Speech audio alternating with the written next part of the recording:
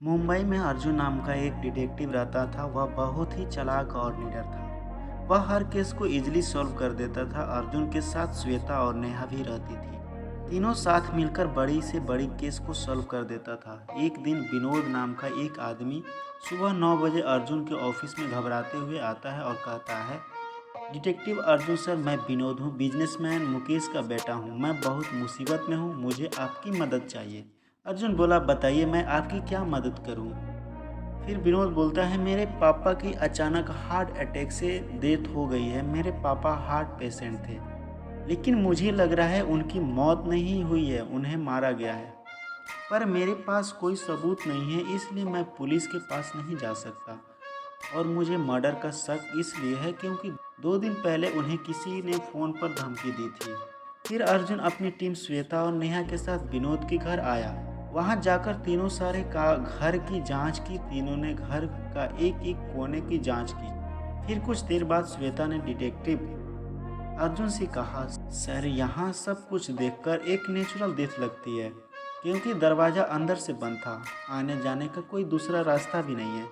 मौत की वजह भी हार्ट अटैक है जो नेचुरल है, लेकिन ये मर्डर है तो कैसे। फिर अर्जुन बोला, आसान है नेहा, तुम गेट की कुंडी को चेक करो। अगर कुंडी लोहे की है तो ये मर्डर है, और नहीं है तो नेचुरल डेथ है। फिर नेहा बोली, ओके सर, कुंडी लोहे की है। फिर अर्जुन बोला, ओके मतलब मुकेश का मर्डर हुआ है। अब मैं मर्डर और कुंडी का रिलेशन समझा देता हूँ। एक बहुत ही पुराना और फेमस तरीका है जिससे चुंबक से लोहे की कुंडी को सरका कर बंद कर सकते हैं, वो भी बिना कमरे में आए। और दूसरी बात यह है कि मौत की वजह तो हार्ट अटैक है, तो इसका जवाब है फर्श पर गिरे गिलास की। इसमें जो पानी था उसमें ग्लूकोज और ड्रग्स मिला है जो हार्ट फेल कर देता है। फिर अर्जुन बोला, इससे एक बात तो साफ है कि ये एक मर्डर है, और खूनी भी यही मौजूद है, क्योंकि खूनी घर के दरवाज़ों के बारे में और मुकेश जी के डेली रूटीन के बारे में अच्छे से जानता था। इसलिए जो भी होगा जल्द पकड़ा जाएगा। फिर श्वेता बोली, लेकिन सर हमारे पास कोई क्लू भी नहीं है, तो पता कैसे चलेगा। मुझे तो कुछ समझ में नहीं आ रहा है। फिर अर्जुन बोला, अपने आप पर विश्वास रखो, हम इस केस को सॉल्व करके ही रहेंगे। फिर तीनों जांच में और तेज कर देते हैं। तीनों जी जान से इस केस को सॉल्व करने में लग जाते हैं। फिर विनोद का कॉल आता है, हेलो अर्जुन सर, मैं विनोद बोल रहा हूँ। मुझे अभी अभी एक चिट्ठी मिली है जिस पर लिखा है, तूने डिटेक्टिव अर्जुन को बुलाकर बहुत बड़ी भूल कर दी है, इसलिए अब तो तेरा टाइम ख़त्म। अर्जुन सर, मुझे बहुत डर लग रहा है, वो मुझे मार देगा, प्लीज़ जल्दी कुछ करो। फिर अर्जुन अपनी टीम के साथ जल्द से विनोद के पास जाता है और चिट्ठी को नेहा देखती है। तो नेहा बोलती है, ये चिट्ठी तो टाइप करके लिखी गई है, और विनोद ने भी किसी को चिट्ठी फेंकते हुए नहीं देखा, तो हमें आगे क्या करना चाहिए।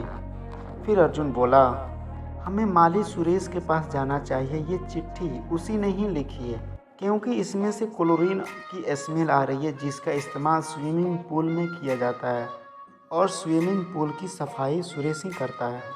फिर सब माली सुरेश के घर चले जाते हैं। वहां जाते ही उन्होंने देखा कि माली खुद को गोली मारकर आत्महत्या कर ली है, और पास में एक रिकॉर्डर भी मिला है जिसमें उसने अपनी बात रिकॉर्ड की है। उस रिकॉर्डर को ऑन करके सभी सुनते हैं। उस रिकॉर्डर में माली सुरेश बोलता है, मैं सुरेश हूँ, मुकेश साहब ने मुझे चोरी करते हुए देख लिया था, इसलिए मैंने उनकी हत्या कर दी, और हत्या के अफसोस के कारण मैं आत्महत्या कर रहा हूँ। फिर सभी यह सुनकर शौक में पड़ जाते हैं। तभी अर्जुन कहता है, ये सुसाइड नहीं है, माली का मर्डर हुआ है। मेरे ये कहने के दो कारण हैं। पहला कारण है, रिकॉर्डिंग में इसकी आवाज़ सुनकर साफ पता चलता है कि वो नशे में है, लेकिन यहाँ कोई बोतल या गिलास नहीं है।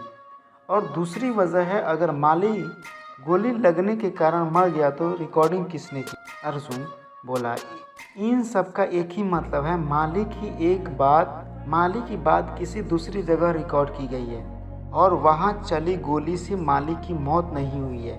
माली सिर्फ एक मोहरा है हमें गुमराह करने के लिए। इसमें तो साफ पता चलता है कि खूनी कोई और ही है।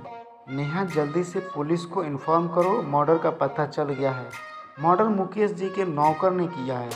उसके बाद अर्जुन सारे सबूतों के साथ नौकर को गिरफ्तार करवा देता है। फिर विनोद ने थैंक्स डिटेक्टिव अर्जुन, मैं जानता हूँ आप खूनी जरूर पकड़ेंगे, पर आपको कैसे पता चला कि नौकर ही खूनी है?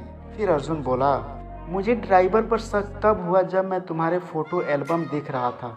उसमें ड्राइवर की वाइफ को देखा। उसकी वाइफ ने पार्टी फंक्शन में काफ़ी ब्रांडेड कपड़े पहने और गहने को, साथ ही हाथ में 3 लाख रुपए की कीमत का बैग।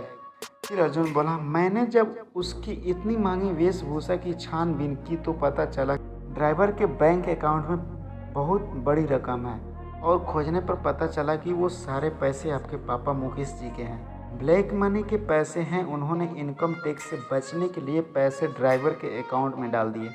ड्राइवर उन सारे पैसों को हथियाना चाहता था, इसलिए मुकेश जी को मार दिया और नेचुरल डेथ दिखाने की कोशिश की।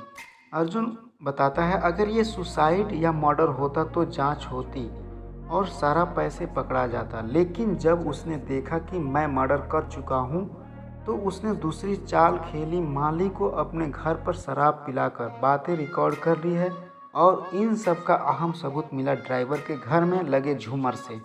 मैं जब ड्राइवर के घर पूछताछ के लिए गया तो मुझे एक आवाज़ आई जो मालिक की रिकॉर्डर और मुकेश जी के फ़ोन के बैकग्राउंड में थी, जो हवा के कारण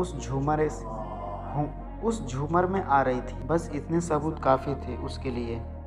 तो दोस्तों, ये हिंदी सस्पेंस स्टोरी रहस्य, मौत या मर्डर की कहानी कैसी लगी हमें ज़रूर बताइए, ताकि हम आप लोगों के लिए ऐसी स्टोरी लाते रहें। और साथ ही इस स्टोरी को ज़रूर शेयर कीजिए और सब्सक्राइब ज़रूर कर दें। जय हिंद।